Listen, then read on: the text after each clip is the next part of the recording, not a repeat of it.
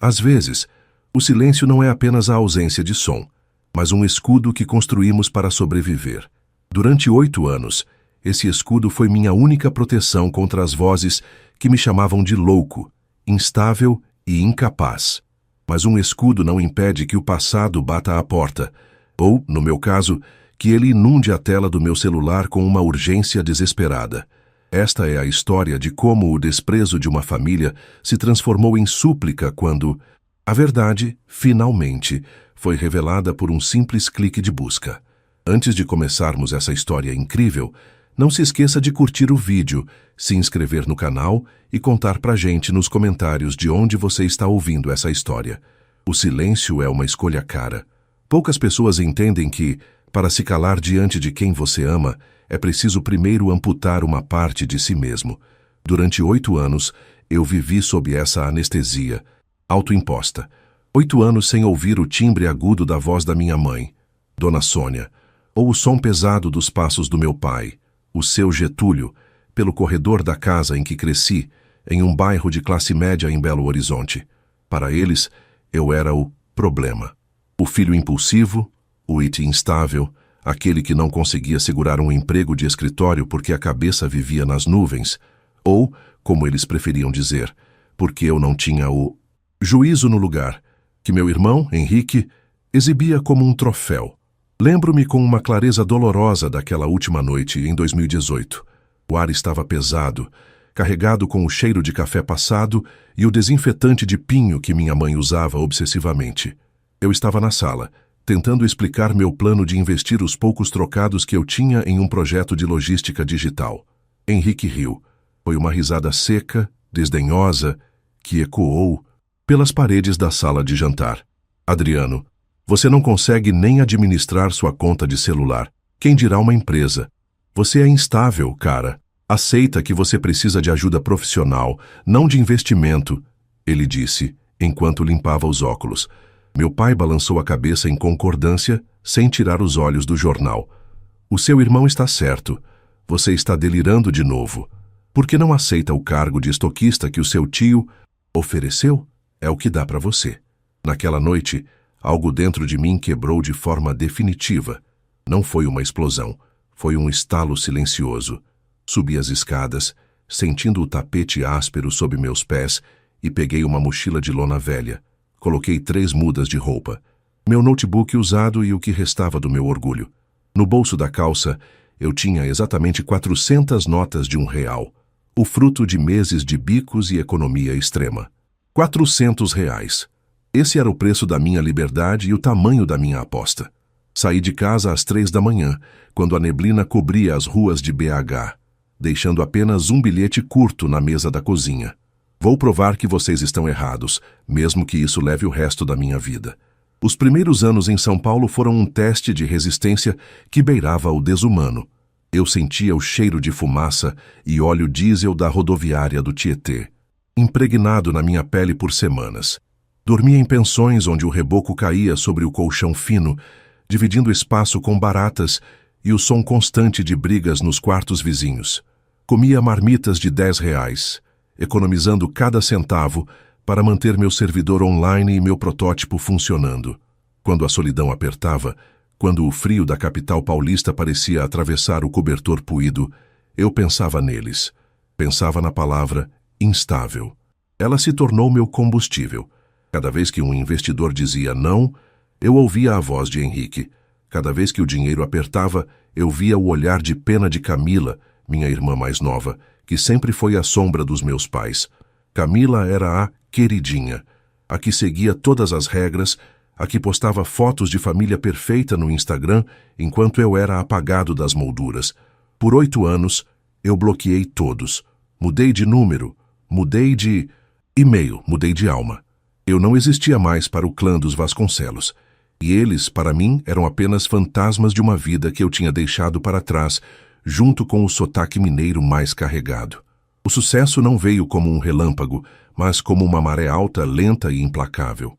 Meu projeto de logística de última milha floresceu durante a crise, e de repente, o instável. Adriano era o CEO de uma das startups que mais cresciam no país.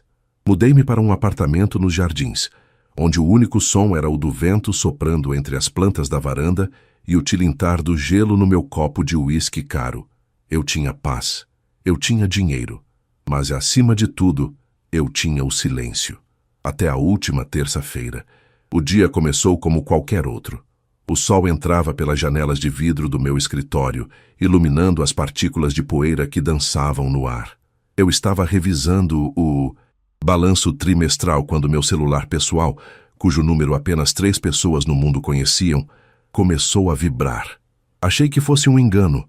Depois vibrou de novo, e de novo. Uma sequência frenética de notificações de caixa postal. Curioso, desbloqueei a tela. Eram mensagens de Camila. Ela devia ter passado horas vasculhando a internet, talvez por tédio, talvez por malícia, até que finalmente digitou meu nome completo no Google. O que ela encontrou não foi o relato de um andarilho instável, mas matérias na Forbes Brasil, entrevistas em podcasts de negócios e fotos minhas em eventos de gala. A máscara da família perfeita deve ter caído no chão daquela sala com o cheiro de café em BH. A primeira mensagem chegou às 14h05, a segunda às 14h10. Em menos de 24 horas, o contador marcava 39 mensagens de voz. Eu não precisava ouvi-las para saber o que diziam, mas o impulso humano de confrontar o passado foi maior. Coloquei o fone de ouvido, sentindo o coração martelar contra as costelas, um ritmo que eu não sentia há quase uma década. Abri a primeira mensagem. A voz de Camila estava trêmula, quase irreconhecível, abafada pelo que parecia ser um choro convulsivo. Mas não era um choro de saudade. Era o som do desespero puro. Adriano, sou eu, a Camila. Por Deus, Adriano, me atende.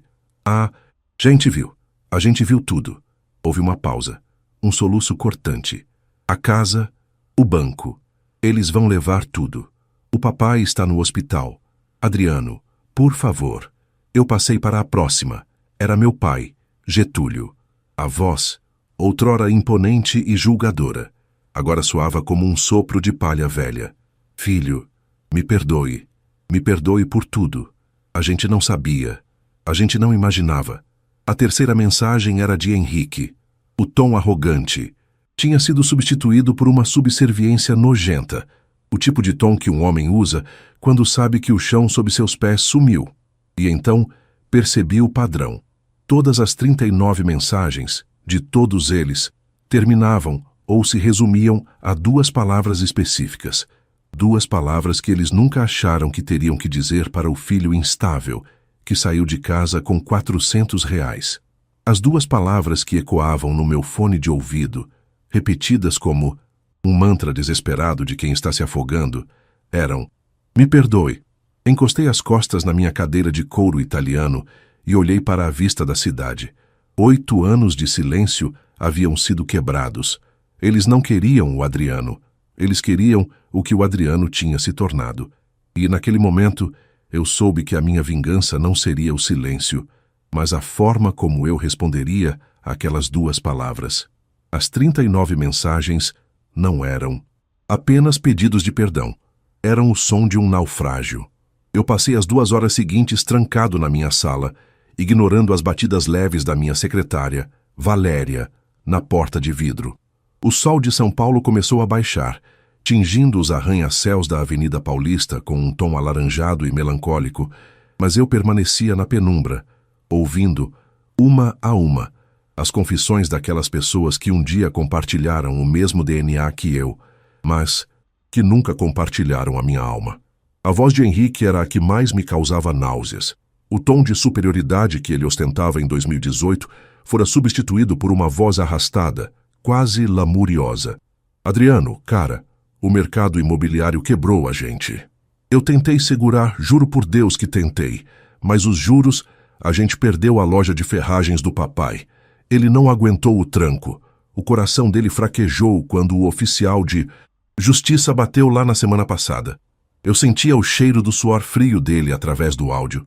Henrique sempre foi um jogador medíocre que se achava um mestre da estratégia. Ele usou a aposentadoria dos meus pais para financiar expansões estúpidas, e agora o castelo de cartas havia desmoronado. Levantei-me e caminhei até a janela. O reflexo no vidro me mostrava um homem de 30 e poucos anos, de barba bem aparada, vestindo uma camisa de linho que custava mais do que os meus pais ganhavam em um mês de trabalho duro na loja. Eu era o sucesso que eles previram ser um fracasso. E o que me doía, de uma forma estranha e cínica, era saber que aquele pedido de perdão não vinha do arrependimento por terem me humilhado, mas da necessidade imediata de um bote salva-vidas. Eles não queriam o meu abraço, eles queriam o meu CNPJ. Valéria. Chamei pelo interfone, minha voz saindo, mais rouca do que eu esperava. Sim, Sr. Vasconcelos. A voz dela era eficiente. Calma, cancele minhas reuniões de amanhã e quinta, reserve um assento no primeiro voo para Confins e consiga um carro blindado para me esperar no aeroporto. Houve um segundo de silêncio do outro lado. Valéria sabia que eu nunca falava da minha família, nunca mencionava Minas Gerais. Algum problema, ô senhor? Apenas uma pendência de 8 anos que finalmente venceu. Valéria, pode ir agora. Naquela noite, eu não dormi. Fiquei sentado na poltrona da minha sala de estar, observando as luzes da cidade. Eu me lembrava da fome. Lembrava do gosto do pão amanhecido que eu comia para economizar os R$ 400 que eram meu único lastro. Lembrava-me de chorar escondido no banheiro da rodoviária, sentindo-me a pessoa mais solitária do mundo, porque meu próprio pai tinha me chamado de Veni e Insiumi Nisi. Delirante. A vingança, eu percebi, não era algo que se servia frio. Era algo que se cozinhava lentamente no fogo do desprezo alheio, até que o prato estivesse pronto para ser devolvido. O voo para Belo Horizonte foi rápido, mas pareceu durar uma eternidade. O ar de Minas, com aquele cheiro característico de terra e minério, me atingiu assim que as portas do avião se abriram. O carro me levou diretamente para o hospital no bairro Santa Efigênia. O prédio era cinza, com aquele odor de éter e desinfetante hospitalar que embrulha o estômago de qualquer um. Eu não avisei que estava indo. Eu queria o elemento surpresa. Queria ver a verdade nos olhos deles antes que pudessem montar uma performance de família reunida. Encontrei Camila na lanchonete do hospital. Ela estava curvada sobre uma mesa de fórmica, segurando um copo de café de plástico com as mãos trêmulas. Ela parecia 10 anos mais velha do que realmente era. Quando ela levantou os olhos e me viu, o copo escapou de suas mãos, derramando o líquido escuro sobre o chão de granito. Adriano? Ela sussurrou, a voz falhando. Você veio. Eu não a abracei. Mantive as mãos nos bolsos do meu paletó escuro, observando-a com uma frieza que me surpreendeu. Recebi as mensagens, Camila, 39, para ser exato. Achei que seria mais eficiente conversar pessoalmente do que ouvir áudios de desespero entre uma reunião e outra. Me perdoe, Adriano. Por favor, a gente errou tanto com você. Ela começou a chorar, um choro ruidoso que atraía olhares dos outros acompanhantes. O papai está no CTI. O Henrique, ele sumiu. Adriano. Ele não aguenta a pressão das dívidas. Os credores estão ligando dia e noite. Eles vão tirar a casa da mamãe em 10 dias, se a gente não pagar a hipoteca que o Henrique fez. Caminhei lentamente até a cadeira à frente dela e me sentei. O barulho da cadeira arrastando no chão pareceu um trovão naquele silêncio tenso. Engraçado, não é? Eu disse, num tom de conversa casual. Há 8 anos, vocês me expulsaram daqui dizendo que eu era instável, que eu era um peso, que meu futuro era o fracasso. Eu saí com R$ 400 e uma mochila. Ninguém me ligou para perguntar se eu tinha onde dormir. Ninguém me mandou uma mensagem para saber se eu tinha o que comer. A gente foi cego, Adriano, ela exclamou, tentando segurar minha mão sobre a mesa, mas eu a recolhi rapidamente. Não, Camila, vocês não foram cegos. Vocês foram cruéis. Há uma diferença enorme. Vocês escolheram o Henrique como o gênio da família porque ele era previsível e obediente. E agora, o gênio de vocês destruiu tudo. E vocês esperam que o louco e venha com um talão de cheques resolver o desastre. Ela baixou a cabeça, os ombros sacudindo com os soluços. Eu não sentia pena. Eu sentia uma estranha satisfação, misturada com uma amargura que ainda queimava. Onde está a mamãe? Perguntei. No quarto 402. Ela não sai do lado dele. Ela reza o tempo todo.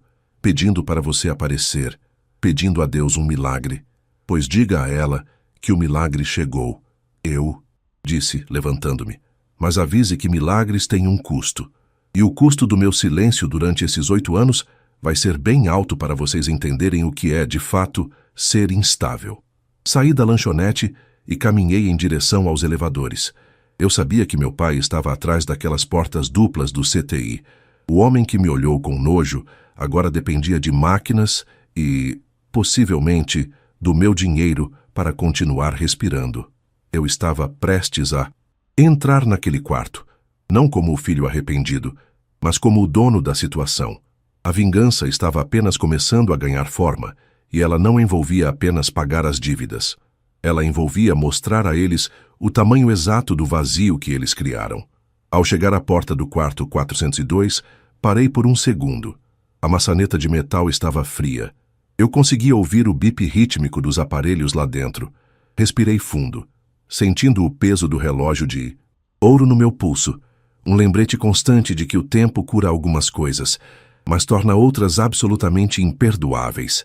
A porta do quarto 402 rangeu levemente ao abrir, um som metálico e agudo que pareceu cortar o ar estagnado daquela unidade coronariana. O cheiro ali era diferente do corredor. Era uma mistura opressiva de álcool 70%, suor frio e aquele aroma metálico que o sangue e os medicamentos parecem exalar em ambientes fechados. Dona Sônia estava sentada em uma poltrona de corino rasgado no canto do quarto. Ela segurava um terço de contas de madeira, cujas esferas ela girava freneticamente entre os dedos nodosos. Quando me viu, o terço escorregou e caiu sobre o colo dela. Seus olhos, antes nublados pela idade e pelo cansaço, dilataram-se em um choque absoluto. Ela envelhecera 20 anos em 8. A pele do rosto parecia papel de seda amassado, e o cabelo, que lembrava ser tingido de um castanho impecável, agora era uma massa rala e acinzentada. Adriano? Ela sussurrou, a voz saindo como um chiado. Meu filho, você voltou. Ela tentou se levantar, as pernas vacilando, os braços estendidos como se esperasse que eu corresse para um abraço cinematográfico de reconciliação. Mas eu permaneci imóvel na soleira da porta. Meus pés pareciam colados ao chão de linóleo manchado.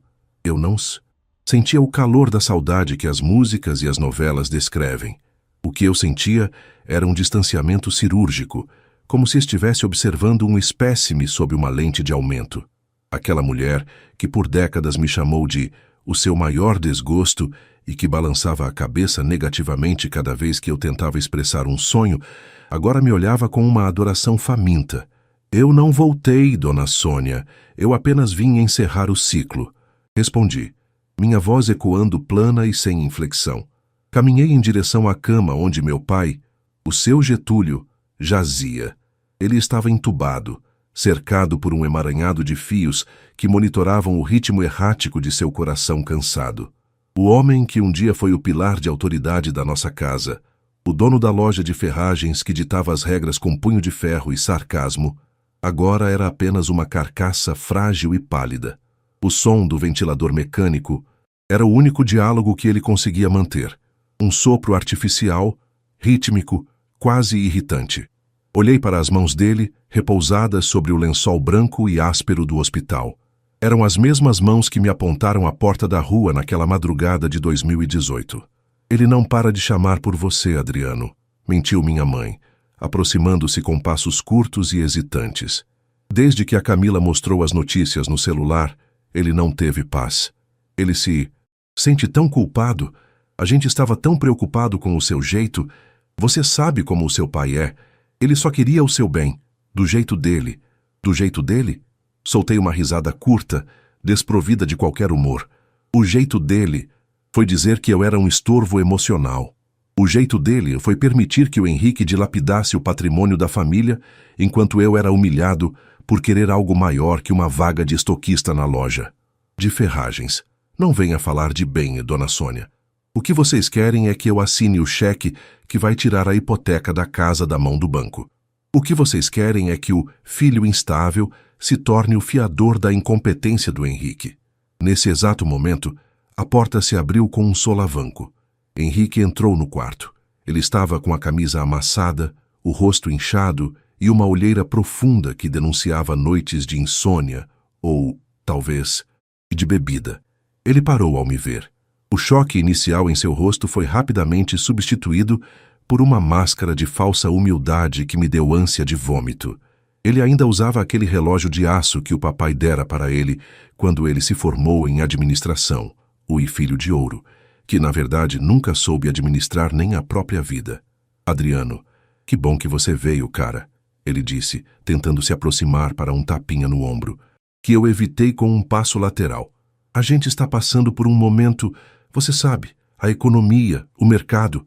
Eu tive uns contratempos com uns investimentos e... Contratempos, Henrique. Interrompi, cruzando os braços.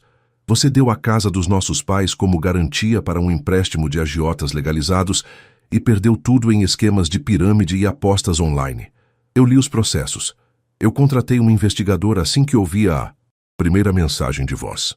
Eu sei até quanto você deve de condomínio atrasado no seu apartamento de luxo que você sustenta com o dinheiro da aposentadoria da mamãe. O silêncio que se seguiu foi cortante. O bip do monitor cardíaco do meu pai pareceu acelerar ligeiramente, como se ele, mesmo em seu estado semicomatoso, pudesse sentir a tensão que transbordava no quarto. Henrique empalideceu. Ele não esperava que o louco da família tivesse se tornado o homem de negócios implacável que agora o desnudava na frente da própria mãe. Adriano, não seja cruel, Dona Sônia interveio. As lágrimas agora correndo livremente pelos sulcos do rosto. Ele é seu irmão. O seu pai está morrendo. Você tem tanto dinheiro agora, nós vimos as fotos, aquela sua empresa gigante em São Paulo. O que são alguns milhares de reais para você? É o nosso teto, Adriano. É a vida do seu pai. O que é o dinheiro para mim? Repeti a pergunta já aproximando-me dela. O dinheiro para mim foi a diferença entre dormir no chão da rodoviária e ter um teto. O dinheiro para mim foi o suor de 8 anos de humilhação e trabalho de 18 horas por dia, enquanto vocês se banqueteavam com a mentira de que eu era o problema da família. Vocês não me amam agora. Vocês amam o meu patrimônio. Vocês amam a segurança que eu posso comprar. Se eu tivesse voltado aqui hoje, pobre, sujo e derrotado, vocês sequer teriam aberto essa porta. Vocês teriam me dado o endereço de um abrigo e dito que eu colhi o que plantei. Henrique tentou falar, mas as palavras pareciam presas em sua garganta. Ele olhava para os meus sapatos de couro italiano, incapaz de sustentar o olhar. Aqui está o que vai acontecer, continuei, tirando um envelope do bolso interno do paletó. Eu já comprei a dívida da casa, não do banco, mas da empresa de cobrança para a qual ela foi vendida. O título de propriedade agora está em nome de uma das minhas holdings. Vocês não vão para a rua, mas a casa não é mais de vocês. Dona Sônia soltou um suspiro de alívio, tentando segurar minha mão, mas eu continuei, implacável. No entanto, a condição para que vocês permaneçam lá é simples. Henrique, você tem 24 horas para arrumar suas malas e sair daquela casa. Você vai morar em um quarto de pensão que eu já aluguei no centro. É simples, limpo e barato. Você vai trabalhar em uma das minhas transportadoras como auxiliar de carga e descarga.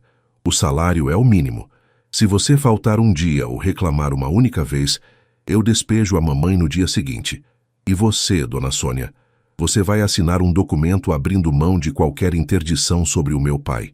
Eu vou transferi-lo para um hospital de ponta, com os melhores médicos, mas vocês não terão mais voz sobre o tratamento dele. Eu sou o dono desta família agora, porque foi isso que o dinheiro de vocês comprou, a minha ausência. Agora, o meu dinheiro compra a submissão de vocês. Henrique, tremendo, olhou para a mãe, esperando uma defesa que não veio. Dona Sônia apenas olhava para o chão, derrotada pela própria ganância que agora se voltava contra ela sob a forma de caridade forçada. Eu me senti leve. Não era uma leveza de alegria, mas a leveza de quem finalmente solta um fardo de chumbo que carregava nas costas por quase uma década. 39 mensagens, Henrique, eu disse, caminhando em direção à saída, todas pedindo perdão.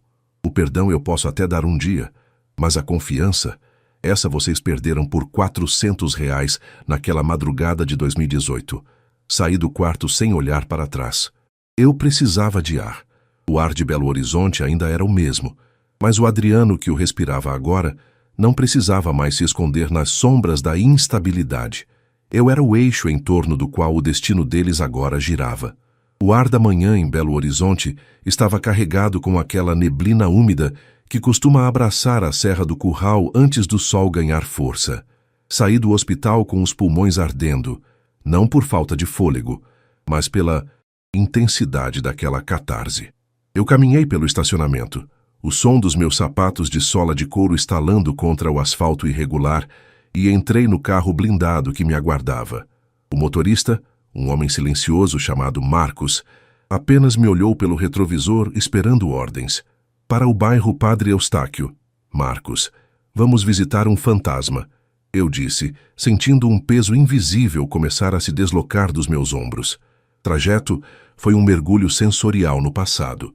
As ruas de BH têm um ritmo próprio. O cheiro de pão de queijo saindo das padarias de esquina, o som dos ônibus azuis subindo as ladeiras em marcha reduzida, o movimento dos vizinhos varrendo as calçadas e trocando as fofocas matinais. Para mim, durante 8 anos, essa cidade foi uma mancha cinza no meu mapa mental, um lugar que eu tentava apagar.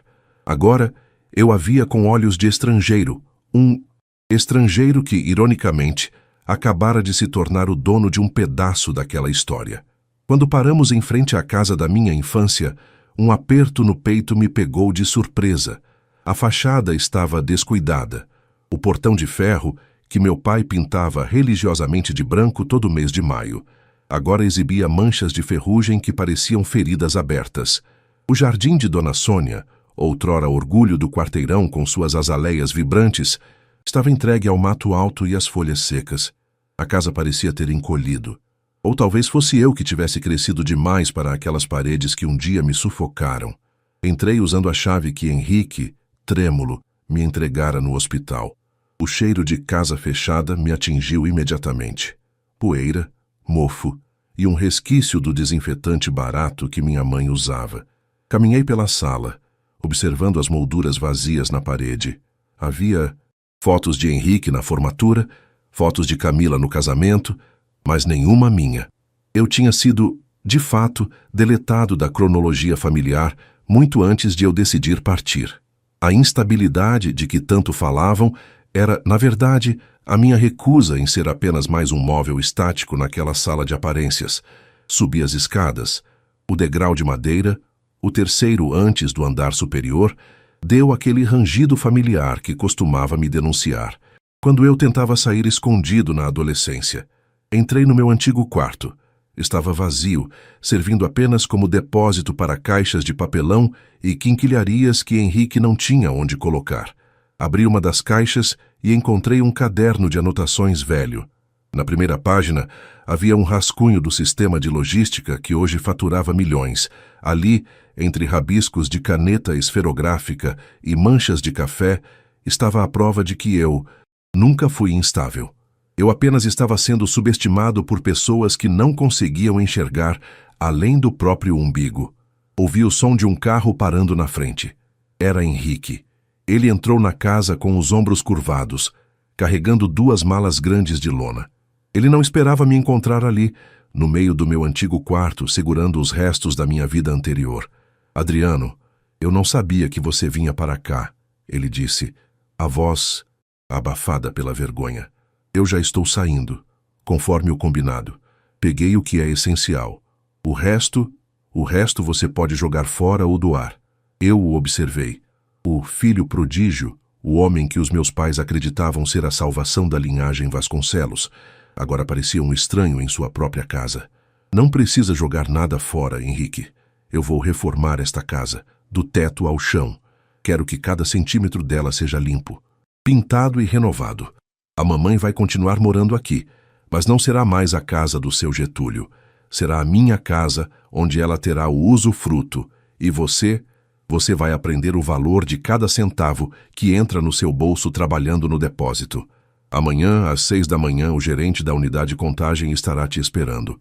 Se você chegar 1 minuto atrasado, Henrique, Eu juro que o contrato de aluguel da sua pensão será cancelado. Henrique engoliu em seco. Vi uma lágrima solitária escorrer pelo seu rosto, mas ele não disse nada. Ele sabia que não tinha direito à réplica. O poder havia trocado de mãos de forma definitiva. Ele passou por mim, arrastando as malas pelo corredor, o som do plástico batendo nos degraus da escada soando como uma marcha fúnebre para o seu orgulho. "Por que você está fazendo isso, Adriano?" Ele perguntou, parando na porta da frente. "Por quê? Não apenas nos ignora, por que nos manter sob o seu controle?" Caminhei até a varanda e olhei para a rua. Porque se eu ignorasse vocês, eu estaria sendo igual a vocês quando eu saí daqui com R$ 400. Eu estaria lavando as mãos. Ao manter vocês por perto, mas sob as minhas regras, eu garanto que vocês nunca mais esqueçam quem foi o instável que salvou o que restou dessa família. A minha vingança não é o seu sofrimento.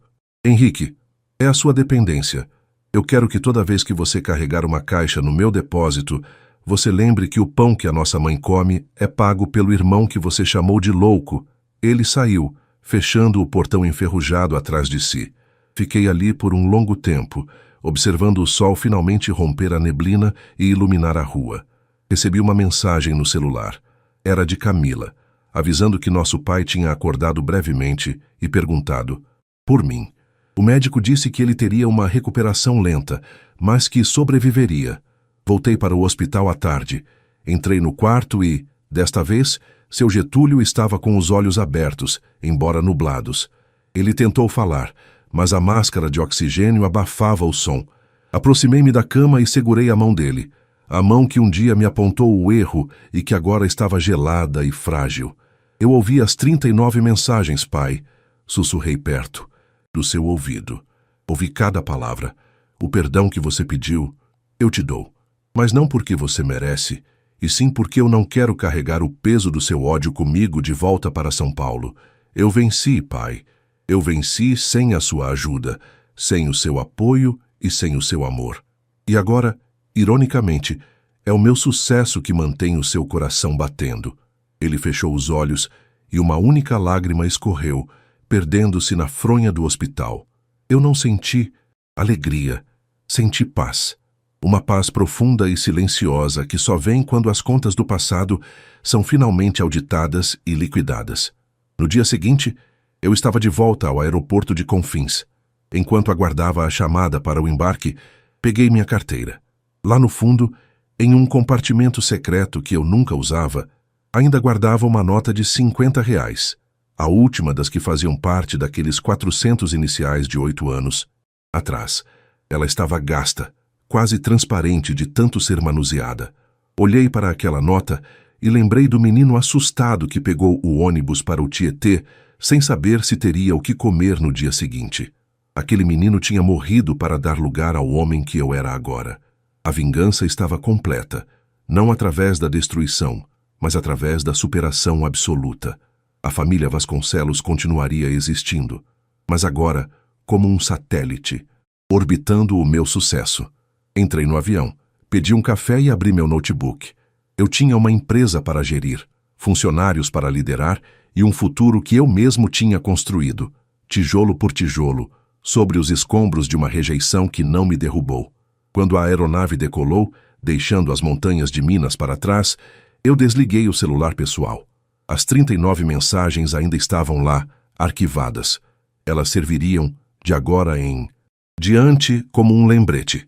Nunca subestime quem não tem nada a perder além do próprio silêncio. Eu não era mais o filho instável. Eu era o arquiteto da minha própria redenção. E o sabor disso era melhor do que qualquer fortuna que o Google pudesse listar. Fim.